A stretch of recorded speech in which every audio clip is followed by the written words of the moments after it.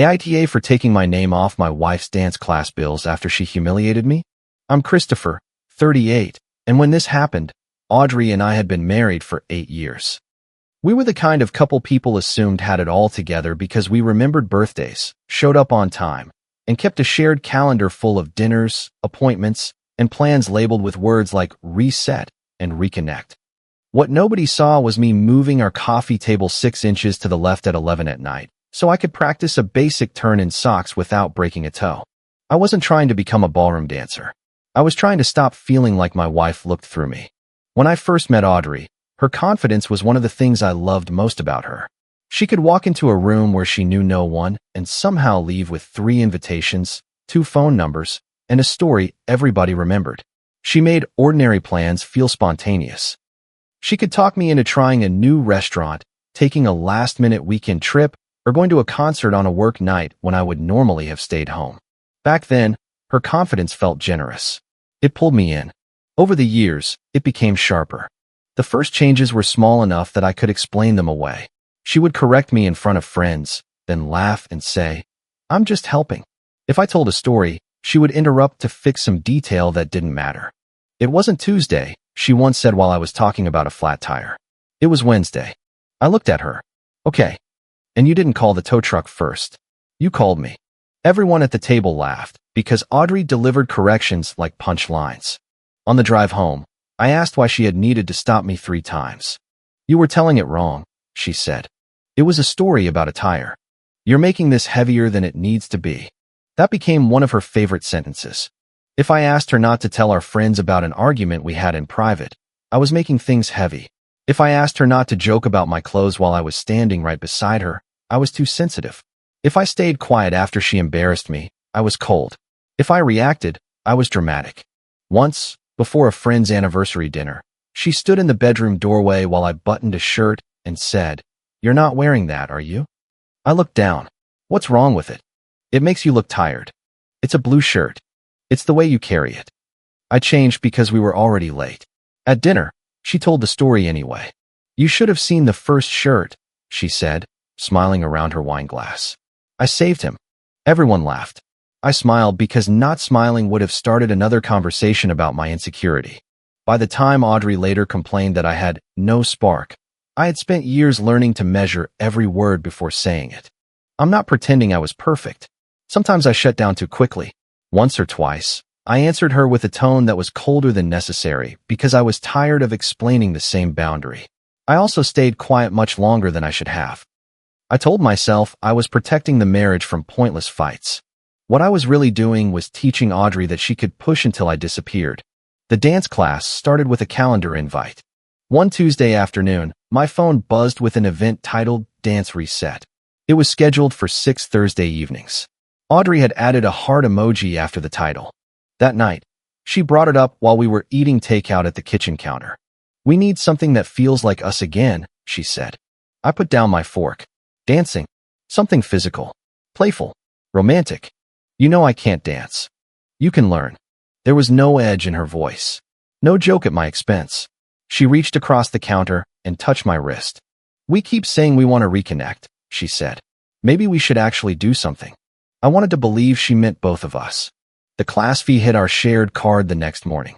I got the notification while brushing my teeth. Studio intro package, $284. I approved it because Audrey had told me the package covered 6 couple sessions and a final social night. That evening, she sent me a short video titled Beginner Box Step. "Homework," she wrote. I replied, "This marriage has become educational." She sent back a laughing emoji, and, for a few days, things felt lighter. I practiced more than I told her. After Audrey went to bed, I watched beginner videos with the volume low and counted under my breath while I moved around the living room. 1, 2, 3. 1, 2, 3. I bumped my heel into the couch. I nearly stepped on the dog's water bowl. I turned the wrong direction so many times that I started putting a piece of painter's tape on the floor to mark where my left foot should land. I counted like I was defusing a bomb, but I practiced. The first class was awkward in a normal way. The studio was a large room divided by portable mirrors and a row of black curtains. Beginner students used one side, while a smaller intermediate group worked near the windows. Water bottles and shoe bags lined the wall. The floor smelled faintly of cleaner, rubber soles, and whatever citrus spray they used between sessions. Carla, the studio coordinator, stood behind a small check-in counter with a stack of waivers. Emergency contact, payment responsibility, cancellation terms, and media release, she said. The media part is optional. Read before you initial. I did. The form listed Audrey as my dance partner and me as hers. The payment section showed the intro package already paid. I checked the box declining promotional video use and signed the bottom. Carla gathered the forms and said, "Keep it light. Nobody gets it perfect on the first pass." Audrey's friend Sophie was there too. She was taking the beginner class with another student whose husband had apparently backed out after knee surgery. I knew Sophie socially, but not well. She was one of Audrey's friends who listened more than she talked. We had exchanged maybe a dozen real sentences in the 5 years I had known her. She gave us a small wave. "Look at you two." Audrey smiled. "We're fixing our marriage with rhythm." I laughed because I thought it was a joke. For the first 20 minutes, it almost felt like a good idea. Audrey was impatient, but she was trying. I stepped on her shoe once and apologized. She rolled her eyes, but kept going. Carla moved between couples, adjusting hand positions and reminding everyone not to grip too hard. Then the studio door opened. A man walked in carrying a black duffel bag. He was tall, clean-cut, and dressed like someone who knew exactly how he looked in a fitted shirt. Audrey noticed him before I did. Her entire posture changed. "Adrian," she said. The way she said his name made me look at her. He crossed the room with an easy smile and hugged her. Not a long hug. Not anything I could point to as openly inappropriate. Just comfortable. Familiar. Then he looked at me. "Christopher," he said. "Good to finally meet you." "Finally." Audrey spoke quickly. "Adrian and I used to dance together. Years ago. He still takes classes here sometimes." I knew about Adrian in the vague way spouses know about old relationships. Audrey had dated him for about a year before we met. According to her, they had been better as friends and hadn't spoken much in years. She had never mentioned that they used to dance together.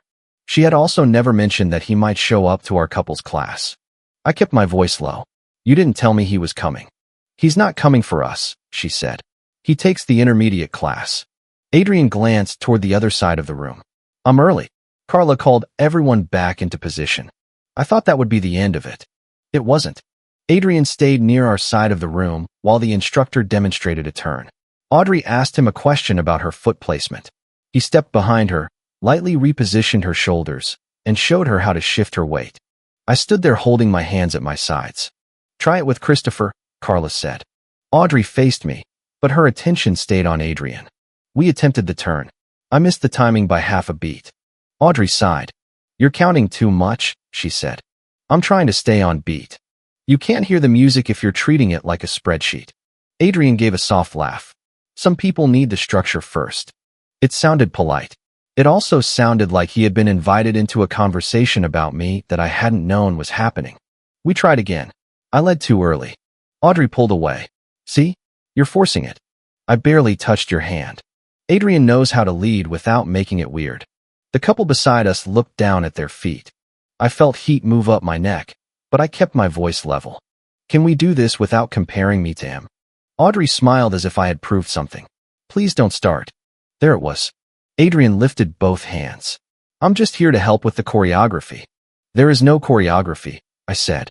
"This is the second beginner class." Audrey looked at me sharply. "He understands dance. This is not about you." I almost laughed at the absurdity of saying that in a couple's class she had asked me to attend. Instead, I took a breath and asked if we could run this section once by ourselves. "Can we just do it once?" I said. "You and me." I kept my voice quiet. Audrey made sure her answer was not. "Please don't make this awkward," she said, loud enough for several people to turn. "You're already tense enough." Then she pulled her hand out of mine. "Stand aside before you embarrass me." The room went still in that strange way rooms do when everyone is pretending not to hear something they absolutely heard. Adrian stepped closer to Audrey. I looked at her for a second. I remember the music still playing, a slow instrumental track with a soft piano line.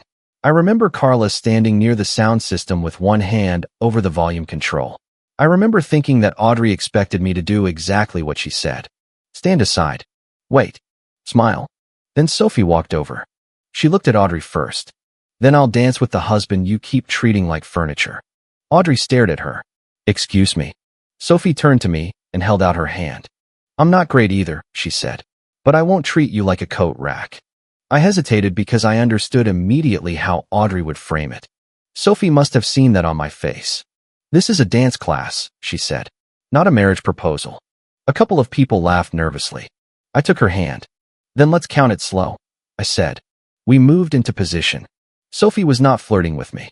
She didn't lean in, whisper anything, or make a show of rescuing me. She simply met my eyes, waited for the count, and let me lead the basic pattern.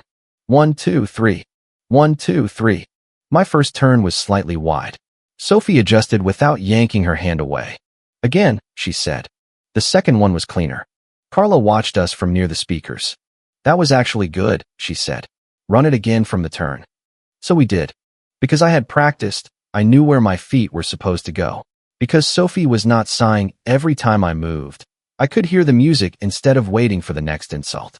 I missed one step, recovered, and finished the sequence without stopping. For the first time in months, I said later to Grant, someone let me make a mistake without turning it into evidence against my character. During that last pass, the room changed. The couple beside us stopped avoiding eye contact.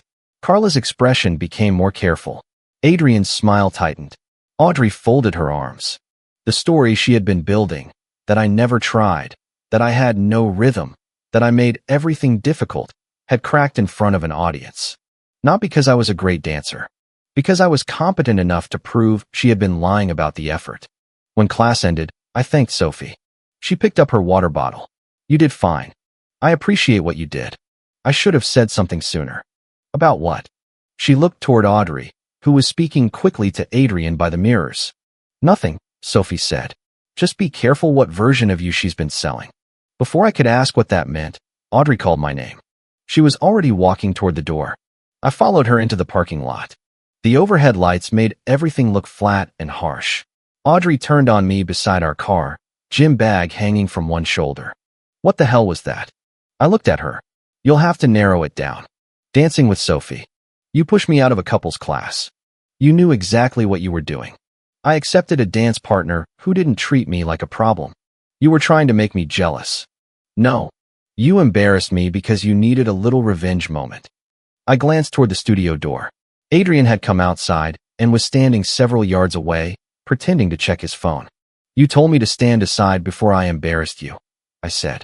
In front of everyone. I was frustrated. You humiliated me. You're making this so much heavier than it needs to be. That sentence landed differently this time. You don't get to decide the weight after you throw it, I said. Her face hardened. This is exactly why I can't relax around you. Everything becomes a trial. You brought your ex into a couples class without telling me. He was there for his own class. He spent most of it correcting me. Because you needed help. I asked for help from my wife. She looked toward Adrian, then back at me. That right there, she said. That insecurity. That is what kills everything. I almost raised my voice. I felt the words come up fast. Instead, I looked at Adrian again. Are you riding with us? I asked Audrey. She blinked. What? You came with me. Are you leaving with me? I'm staying late. Carla said I can practice. Carla had said no such thing in my hearing, but I didn't argue. Okay. I got in the car and left. 20 minutes later, while stopped at a light, I received a rideshare receipt in our shared email account. Audrey had booked a car from the studio to a restaurant across town. The second passenger was not listed, but I didn't need a detective to guess why she hadn't come home with me. She arrived after 10. I was sitting at the kitchen table with the lights low. Did you go to dinner? I asked. She dropped her keys into a bowl. We grabbed food. Who is we? She stared at me. Don't do this. Was it Adrian? And Carla for part of it. That answer was designed to sound true without being clear. I nodded. Did you tell me you were staying late to practice because saying you were going to dinner with your ex would sound bad? You're interrogating me. I asked one question. You've been waiting here building a case in your head. No, I've been waiting for my wife to come home. She opened the refrigerator, stared inside, then shut it without taking anything. I wanted one night where I felt seen, she said. By him. By anyone. That hurt more than I expected. She saw it and softened her voice. I'm not saying you don't care, she said. I'm saying you haven't been present for a long time. I signed up for the class. Because I asked. I paid for it. That's not emotional presence. I've been practicing every night. She laughed once, not kindly. Christopher, moving around the living room in socks is not the same as showing up with confidence. I looked at her. She had known. At some point, she had seen me practicing. Instead of acknowledging it, she had kept telling people I didn't try. I'm going to bed, I said. She scoffed. Of course you are. The next morning, Audrey made coffee as if nothing had happened. I was at the counter eating toast when her phone buzzed beside me. She had left it face up. The message preview appeared on the screen. Adrian, did he agree to sign, or are we still pretending this is about your marriage? I didn't touch the phone. I didn't open anything. I just read the sentence that had appeared inches from my hand. Audrey turned from the coffee maker and saw my face. Then she saw the screen. She crossed the kitchen so fast, she nearly spilled her mug. She grabbed the phone and held it against her chest. That's not what it sounds like. I stared at her. That sentence, I said, has never once meant something innocent. He's joking. What am I signing? Nothing. The message says I'm signing something. It's studio paperwork. What paperwork? She looked away for half a second. A showcase package. I felt the room go quiet around us. What showcase? It's not a big deal. Who is dancing in it? She exhaled sharply. I was going to explain. Who is dancing in it? Adrian and I have been talking about doing a routine. I put my toast down. You signed us up for a couples class to save our marriage, brought your ex into it, pushed me aside, and now you're telling me the actual performance is you and him? You were never ready for a showcase. I didn't know there was one. That's why I was going to explain. After I signed? You're twisting this. What am I paying for? Her expression changed. Not guilt. Calculation. The studio package includes coaching, rehearsal access, costumes, and the showcase fee. It's an opportunity. I thought you'd support me. You thought I'd pay. We're married. That is not authorization. She set the phone down, this time face down. You always reduce everything to money. You hid the money. It comes from our account. That doesn't make it invisible. She crossed her arms. I was trying to feel like myself again. Is that a crime? I didn't answer because I knew where the conversation would go. She would shift from the hidden contract to her unmet emotional needs. From my name on paperwork to my failure to make her feel alive. Within 5 minutes, I would be defending 8 years of marriage while she never answered a direct question. So I stopped. I need to see what is attached to my name, I said. You're being dramatic. Send me the paperwork. You'll see it Friday. What happens Friday? The final confirmation meeting. I looked at her. You scheduled a meeting for me to sign a performance package with your ex? It isn't with my ex. It's my showcase. Then your name should be enough. She picked up her coffee and walked out of the kitchen. I stayed at the counter until I heard the bedroom door close. My first instinct was to confront Adrian. My second was to call the studio and demand that everything be canceled. My third was to tell every mutual friend exactly what Audrey had done. I did none of those things. I called Grant. Grant had been my closest friend since our 20s. He was not gentle when he thought gentleness would let me lie to myself. He answered on the second ring. What happened? Why do you assume something happened? You only call before 8 when someone is dead or your marriage is on fire. The marriage is smoking. I told him about the class, Sophie, Adrian, and the message. Grant was quiet for a few seconds. Then he said, do not go home and explode. I'm already home. Then do not explode where you are. She used my name. Find out exactly how. I want to call him. No. He knows. Maybe he knows whatever version Audrey told him. He asked if I agreed to sign. Then he knows a signature is needed. That doesn't mean he knows she lied about everything else. I rubbed my forehead. Grant continued. Do not perform anger for people who already rehearsed your villain role. She has been telling everyone you are jealous and checked out, right? Probably. Not probably. You know she has. I thought about Sophie's warning in the studio. Be careful what version of you she's been selling. Grant said, you don't need to win the room today. You need to protect yourself tomorrow. Get what you can access legally. Shared bank records. Emails sent to you. Charges on your card. Paperwork with your name. Nothing else. I'm not hacking her phone. I know. I'm saying don't let anger make you stupid. That's comforting.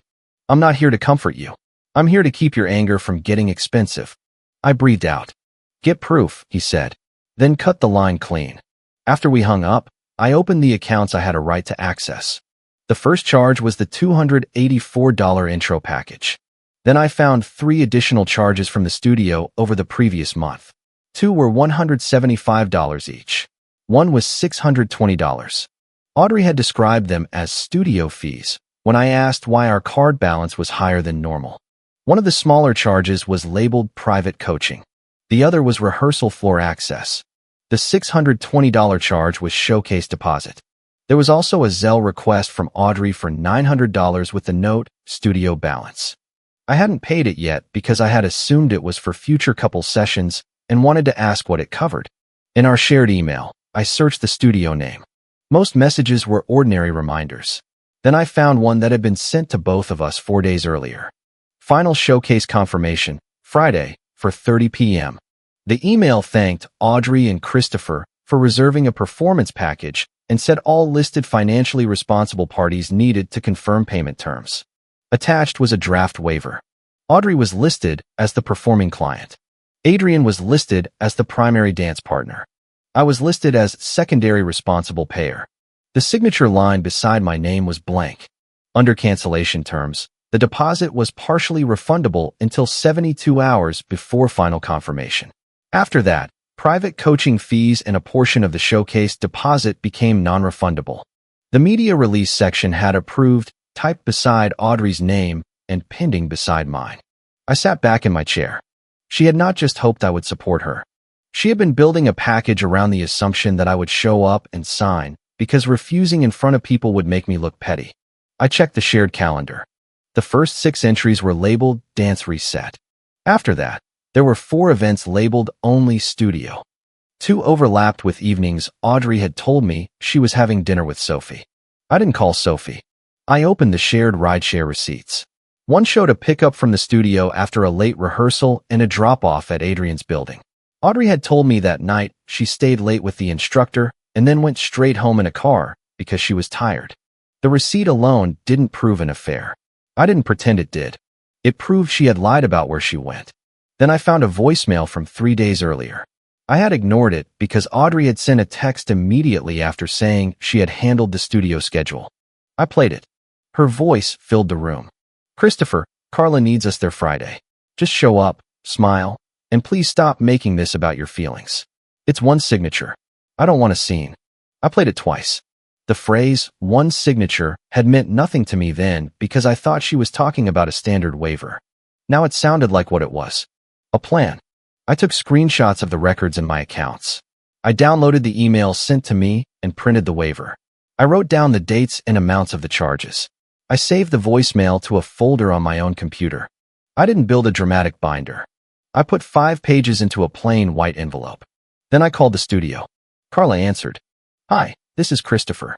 I need to confirm whether my name is attached to a showcase contract. There was a pause. You and Audrey are scheduled to finalize Friday, she said. I saw the email. I'm asking what you currently believe I approved. I was told the 2 of you had discussed the package. That isn't what I asked. Her tone became more cautious. The deposit was paid from the card used for your intro package. Audrey said you would attend Friday to complete the authorization. Did I sign anything making me responsible for the remaining balance? Not the final agreement. Did I authorize private coaching with Adrian? Another pause. The coaching was booked under Audrey's client profile, but paid from our card. I can't discuss account ownership beyond what appears in the studio system. That's fair. Is my name on any obligation without my signature? The draft lists you as a secondary payer, but no, we cannot finalize that without your authorization. Good. Keep the Friday meeting. She sounded surprised. You still want to attend? Yes. For what purpose? To correct the paperwork in person. Carla sighed quietly. I don't want a domestic conflict in the studio. Neither do I. I won't raise my voice. I won't threaten anyone. I want my name removed from anything I didn't approve, and I want the refund policy applied accurately. Are you disputing the original couples class too? No. I agreed to that. I'm disputing the private coaching, rehearsal package, and showcase responsibility. Carla was silent for a moment. Bring any documentation you have, she said. Thank you. After the call, I contacted the bank. I didn't empty our joint account. I didn't move rent, utilities, insurance, or grocery money. I didn't leave Audrey unable to pay household bills. I froze the shared credit card that had been used for studio charges and requested a replacement number. Then I moved my next direct deposit into an individual account and transferred only enough from the joint account to cover my half of already scheduled household expenses. I emailed Audrey a simple note. The card ending in 4418 is frozen because it was used for studio charges I did not authorize. Household bills remain funded. Do not use joint funds for additional studio or Adrian-related expenses. We will discuss the rest after Friday's meeting. She called within 30 seconds. I let it ring. She called again. Then the texts began. You froze our card? You had no right to do that without talking to me. This is financial control. You're punishing me for dancing. Answer your phone. I replied once. The payment method was in both names and used for charges I did not approve. Household money is untouched. Bring the full paperwork Friday. She typed for several minutes. You're making me feel unsafe. I stared at that sentence. Then another arrived. You always turn my confidence into some attack on you. I put the phone face down. 10 minutes later, Sophie texted me. Are you okay? I didn't answer immediately. I didn't know what Audrey had told her or why she was reaching out. Finally, I wrote, I'm handling it. Sophie responded. Audrey says you froze all her money because I danced with you. I closed my eyes. I wrote, household funds are intact. I froze one card used for studio charges attached to my name. There was a long pause. Then Sophie wrote, that is not what she said. I almost replied, I know. Instead, I wrote, I'm not asking you to take sides. She answered, I'm not taking sides. I watched what happened. I left it there. Audrey didn't come home for dinner that night. She sent a text saying she needed space and was staying with a friend. At 9, another studio charge attempted to hit the frozen card. $900. It was declined. A minute later, Audrey called. This time I answered. What?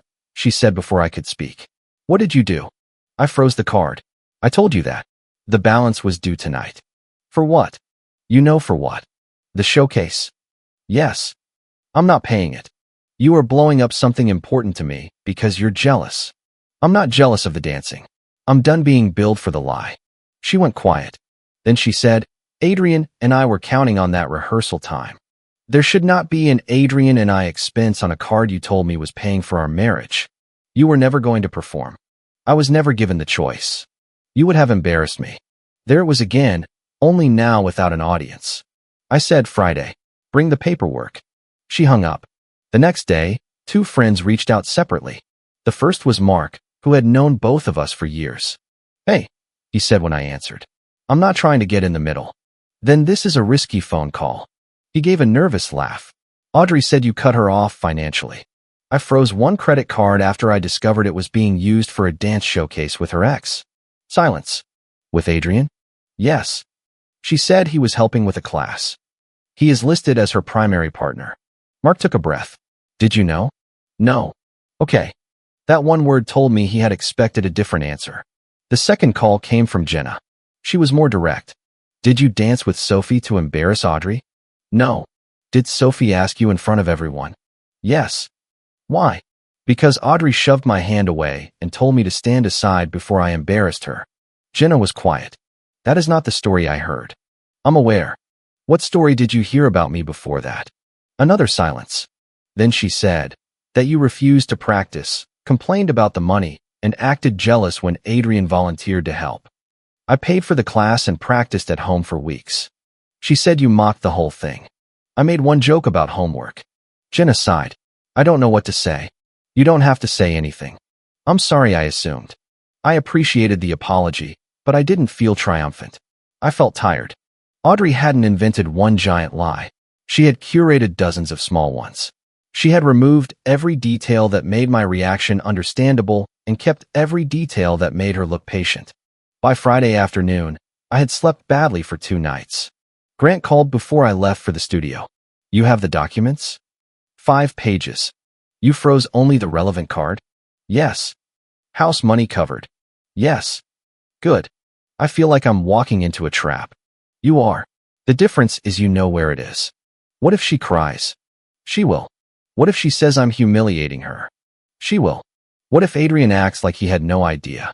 He probably only knows the version where you're a boring husband who signs checks. That is not reassuring. Grant's voice softened slightly. Listen, do not hand her a scene she can use. You don't need a speech. Correct the facts. Remove your name. Leave. I looked at the envelope on the passenger seat. Anger is expensive when the other person already wrote the caption, he said. Make her pay for her own caption. At 4:27, I walked into the studio. Carla led me to a small consultation room beside the main floor. It had a round table, for chairs, a printer on a low cabinet, and a window facing the mirrors. Through the glass, I could see a beginner class warming up. Audrey was already there. So was Adrian. She wore a cream blouse and dark slacks. Her hair was done. She looked prepared for a meeting where she expected to be reasonable and me to be difficult. Adrian stood when I entered. Christopher, he said. I nodded and sat down. Audrey glanced at the envelope in my hand. What is that? Paper. Carla closed the door and took the fourth chair. I want to be clear, she said. This meeting is about studio authorization, payment responsibility, and whether the showcase package proceeds. I'm not mediating a marriage. That's fine, I said. Audrey gave her a grateful smile. Thank you. This got blown out of proportion after rehearsal. Christopher gets dramatic, but he supports me. He always comes around. I looked at her. Not today. Her smile held for half a second too long. Carla placed the draft agreement on the table. The package lists Audrey as the performing client, Adrian as primary dance partner, and Christopher as secondary responsible payer, she said. The current balance is $900, followed by 2 scheduled payments of $600. We need final signatures and acknowledgement of cancellation terms. Adrian shifted in his chair. I opened the envelope. Audrey leaned back. I placed the first page on the table, the studio charge history, then the draft waiver with my blank signature line, then the email showing the final confirmation had been sent after the deposit was already charged, then a transcript of the voicemail. Finally, a screenshot of the message Audrey had sent me after seeing Adrian's preview. Her text read, I told him you would sign because you always support my projects. He was making a joke about the marriage thing. That message was the reason I had been able to preserve the preview without touching her phone. She had referenced it herself in writing. I didn't include the rideshare receipt. It proved a lie between Audrey and me, but it was not necessary to remove my name from the studio contract. Carla read the first page. Audrey looked at me. Seriously? I said. I agreed to the couple's intro package. I did not authorize private coaching, rehearsal access, a showcase deposit, or a remaining balance for a performance where I am not the partner. You knew I wanted to perform. No, I knew you wanted us to reconnect. You were not ready. That is not the same as consent. Adrian cleared his throat. I was under the impression everyone was on the same page. I turned to him. You sent a message asking whether I agreed to sign or whether you were still pretending this was about my marriage. His face changed. Audrey spoke before he could. It was a joke. Adrian looked at her. You said he knew about the showcase. He did. No, I said. I didn't. Audrey's voice rose slightly. You knew there was a studio program. I knew there was a couples class. You're splitting hairs. Carla tapped the agreement. No, she said. Those are separate purchases. Audrey looked at her as if Carla had broken character. Carla continued. I need to know who authorized the package. I did, Audrey said. Did Christopher authorize being financially responsible? He supports me financially. We're married. That is not what I asked. The room went quiet. Carla looked directly at Audrey. Did he actually agree to be financially responsible for this showcase package? Audrey didn't answer. She looked at me instead. This is what you wanted, she said. You wanted to corner me in front of people. I asked you for the paperwork at home. You were hostile. I asked what I was paying for. You froze the card. After I found the charges. You're humiliating me. I kept my hands flat on the table because I could feel them starting to shake. You humiliated me in a room full of people and called it confidence, I said. I'm correcting paperwork and calling it accountability. Her eyes filled. I knew the tears were real. I also knew real tears didn't make the facts disappear. I was trying to feel seen again, she said. Carla shifted uncomfortably. I said, then you should have asked to be seen. You don't get to call it support when I never had a choice. Adrian pushed his chair back slightly. Audrey, he said, You told me Christopher was emotionally checked out, but willing to finance the package because he wanted you to be happy. I looked at him.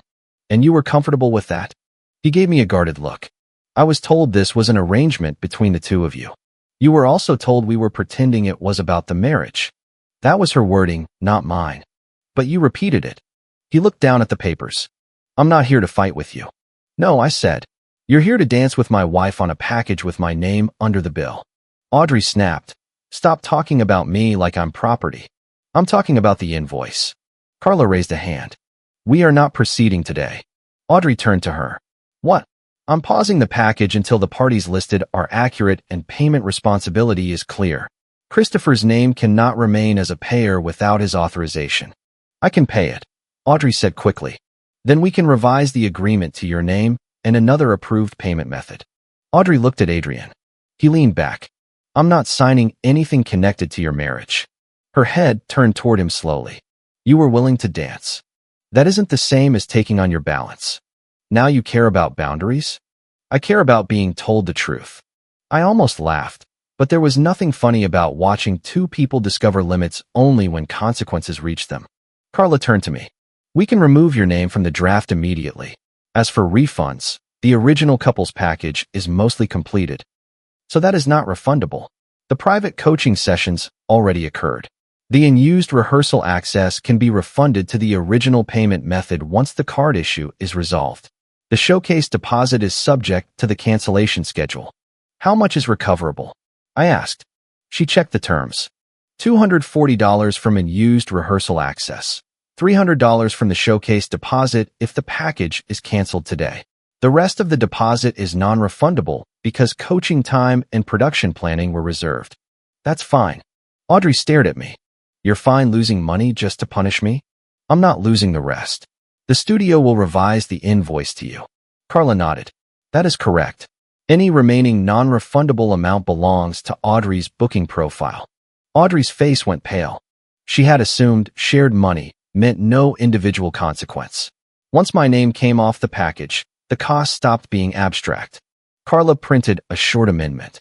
It stated that I had not signed the showcase agreement, that I declined financial responsibility, and that the payment method ending in 4418 could not be used for further charges. I read it before signing. Audrey watched me. You really came here prepared to destroy this? No, I said. I came prepared to remove my name. That destroys it. Only if it could not survive without my money. Adrian stood. I'm leaving. Audrey looked at him. We have rehearsal. No, we don't. The package is paused. We can pay another way. I said I'm not getting involved in this. You are involved. He picked up his bag. I was under the impression Christopher knew. He doesn't. I'm not signing anything, and I'm not covering fees. He looked at me briefly. I'm sorry. It was not a satisfying apology. It was the apology of a man who regretted being caught near a mess, not helping create it. Still, it was more direct than anything Audrey had said. He left. Audrey sat perfectly still. Carla gathered the revised paperwork. I'll email copies to both of you, she said. Audrey, if you want to continue independently, you'll need a new payment method and a revised partner agreement. Christopher, the refundable portion will be held until the bank confirms where it should be returned. Thank you, I said. Audrey looked at Carla. You're taking his side. I'm taking the side of accurate authorization. Through the window, the beginner class had started practicing turns. Sophie was among them. She saw me when I stepped out of the office. She didn't wave. She only looked at my face, then at Audrey coming out behind me. Carla called Audrey back to discuss the revised invoice. I walked toward the exit. Sophie caught up to me near the water bottles. Are you okay? She asked.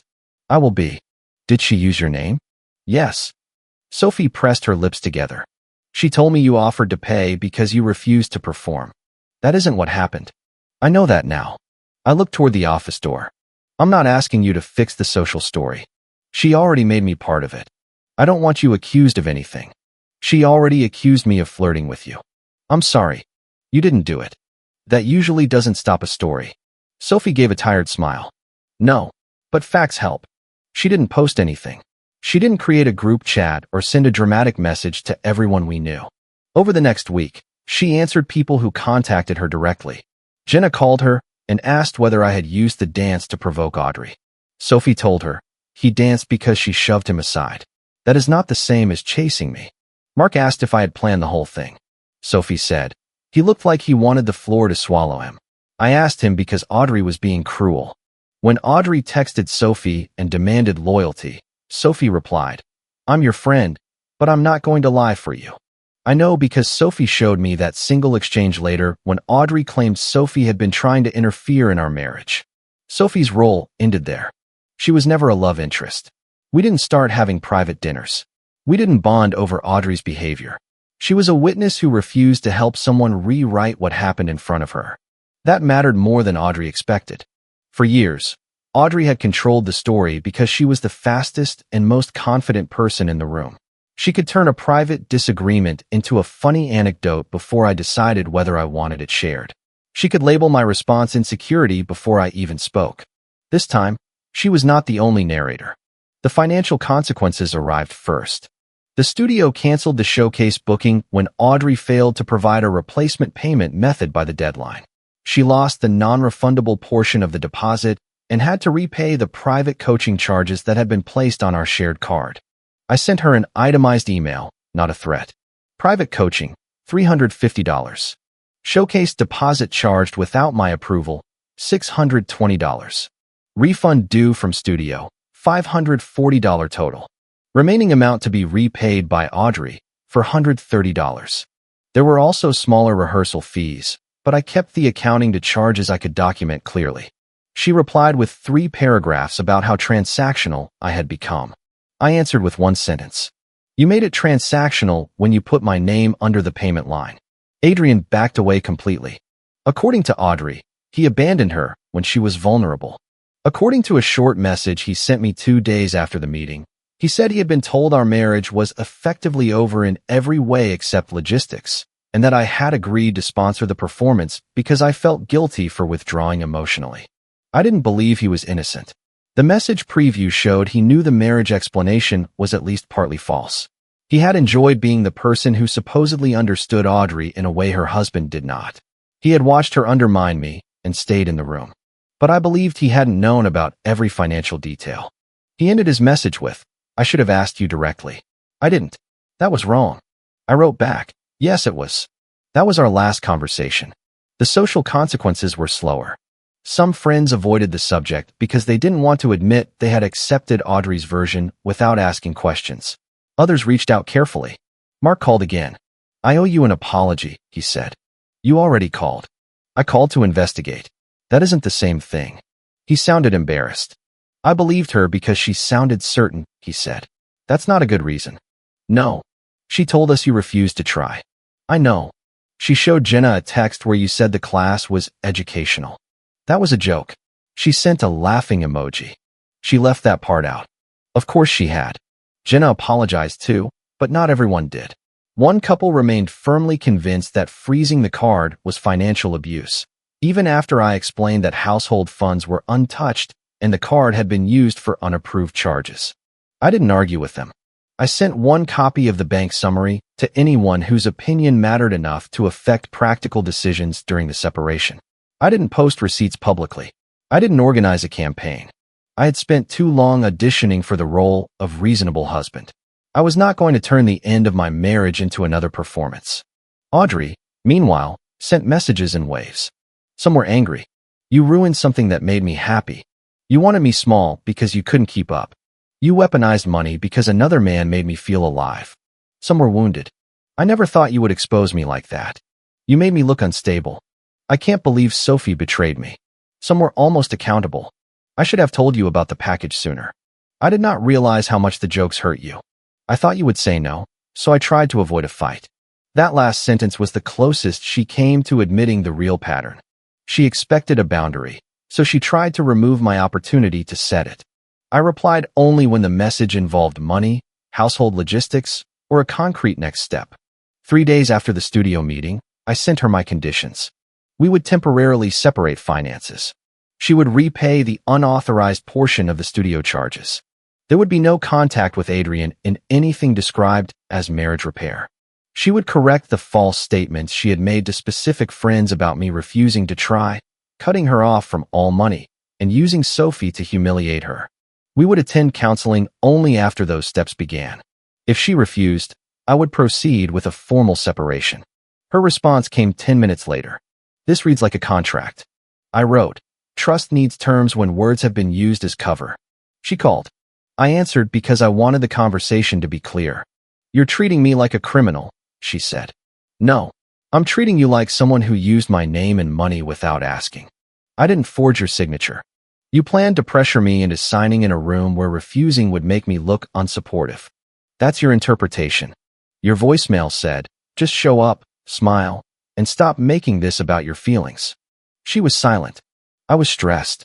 "You were specific. I can't fix this if you keep punishing me. A boundary is not punishment because you dislike the consequence. You sound like a therapist." "No, I sound like someone who is done arguing about definitions." She started crying. This time, I nearly backed down. 8 years is a long time. There were good memories inside those years. Real ones. Audrey had sat beside me in hospital waiting rooms.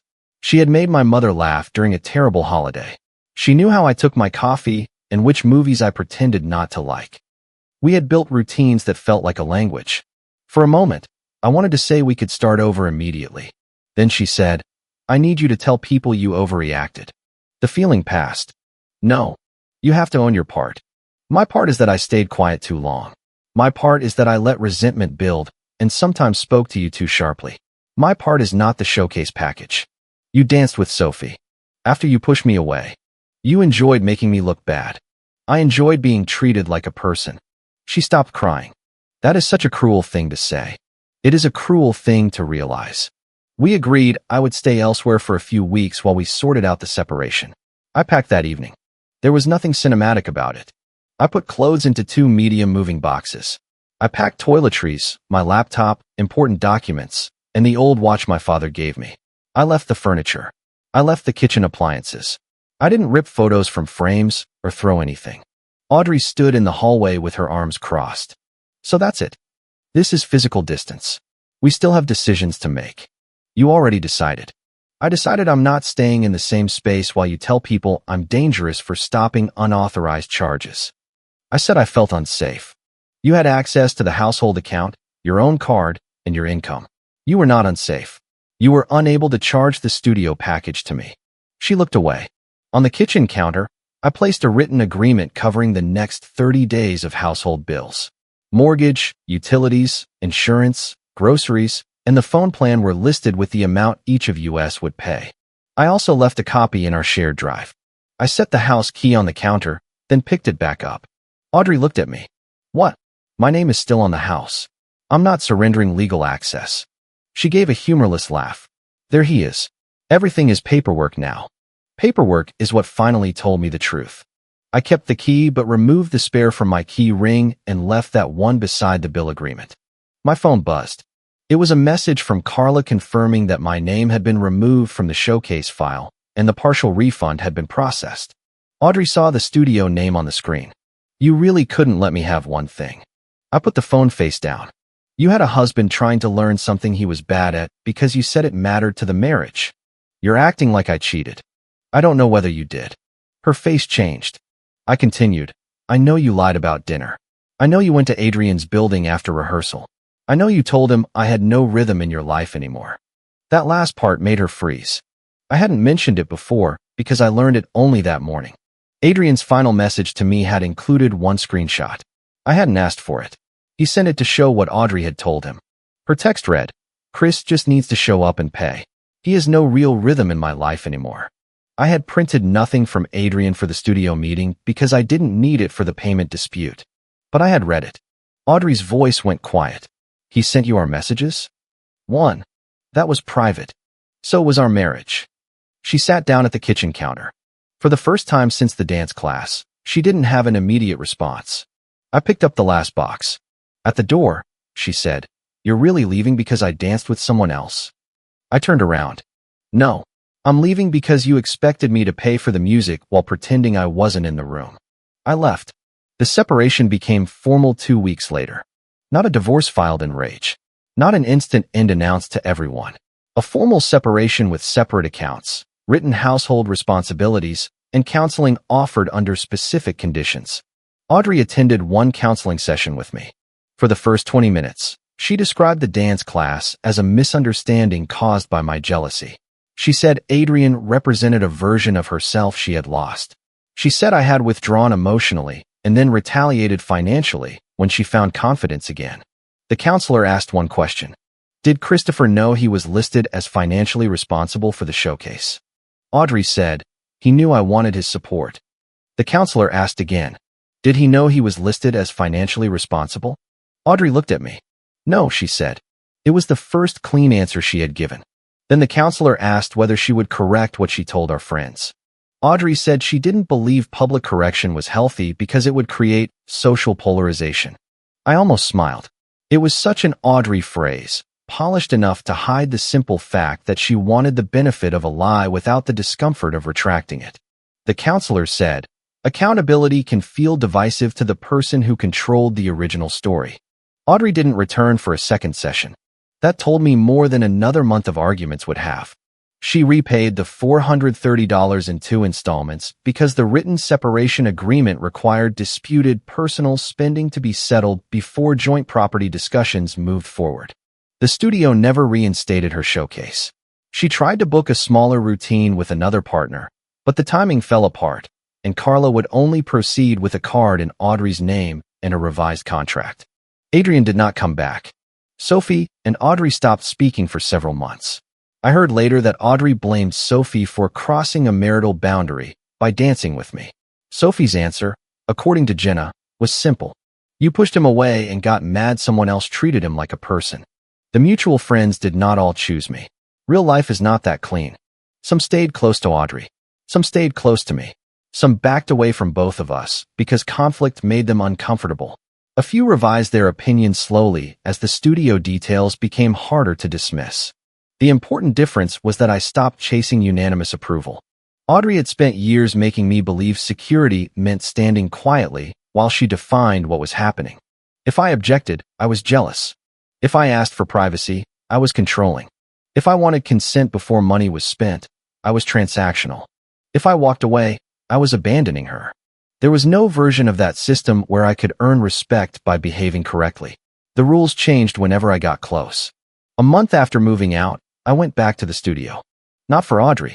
Carla had emailed to say the unused portion of the original intro package could not be refunded, but I was welcome to attend the remaining beginner sessions alone or with any available class partner. I almost deleted the message. Then I thought about the painter's tape on the living room floor. I went. The first night, I stood near the wall while everyone paired off. Carla matched me with an older woman named Denise whose husband hated dancing but loved that she did it. Denise said, I lead sometimes when people get bossy. I said, that sounds useful. I was still not graceful. I still counted under my breath. But when I missed a step, Denise said, again, instead of turning it into a diagnosis. I finished the 6-week course.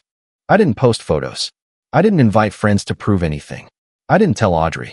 The class stopped being evidence in our marriage and became something I had chosen to complete. By then, I understood that my biggest mistake had not been trusting Audrey's idea of a romantic reset. It had been treating endurance as proof of love. Patience without a boundary is just permission written slowly. I stayed patient while she corrected me in public. I stayed patient while she turned private arguments into entertainment. I stayed patient when she brought her ex into a class meant for us. I nearly stayed patient while she attached my name to a performance that had already removed me. The studio meeting was not revenge. Freezing the card was not revenge. Leaving was not revenge. Revenge would have been draining accounts, exposing every message, trying to destroy her friendships, or using Sophie to make Audrey jealous. I did none of that. I stopped paying for what I had not chosen. I stopped defending myself against a version of me designed to lose. I stopped standing in the corner. Audrey wanted me to prove I was secure by staying there quietly while she danced the story she preferred. So I proved it by walking out of a marriage where I had already been written out. If you like the stories, don't forget to leave a comment and support the channel by subscribing. See you in the upcoming stories.